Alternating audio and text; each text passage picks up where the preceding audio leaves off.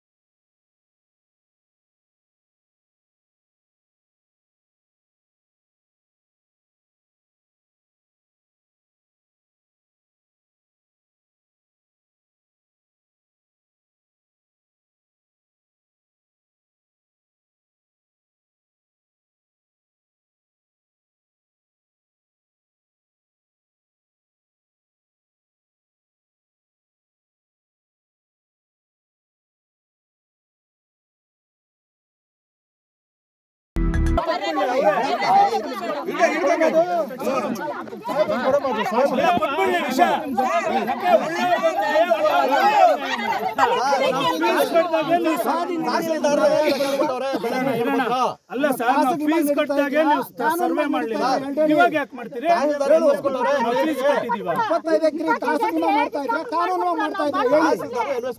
Consult survey number ಇಂಥವ್ರು owner ಇವರಿಗೆ KB ಕೊಡ್ರಿ ಅಂತ ದಾಖಲೆ ಕೊಡ್ತೀವಿ.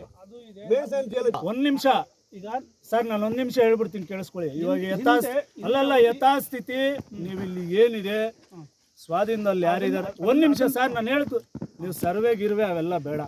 ಯಥಾಸ್ಥಿತಿ ಏನಿದೆ ಅದನ್ನ ನೀವು ಇಲ್ಲೇ ರಿಪೋರ್ಟ್ ಹಾಕಿದ್ರೆ ಹಾಕಿ. ಇಲ್ಲ ಅಂದ್ರೆ ನಾನು ಹೇಳ್ತಾ ಇದ್ದೀನಿ, ನಾಳೆ ಬುಧವಾರ ತಾಲೂಕು ಆಡಳಿತ ಕಚೇರಿ ಮುಂದೆ ನಾನಂತೂ ಒಬ್ಬರನ್ನ ಒಳಗೆ ಬಿಡಲ್ಲ, ತಾಲೂಕು ಕಚೇರಿನ ಬೀಗ ಹಾಕಿಸ್ತೀನಿ.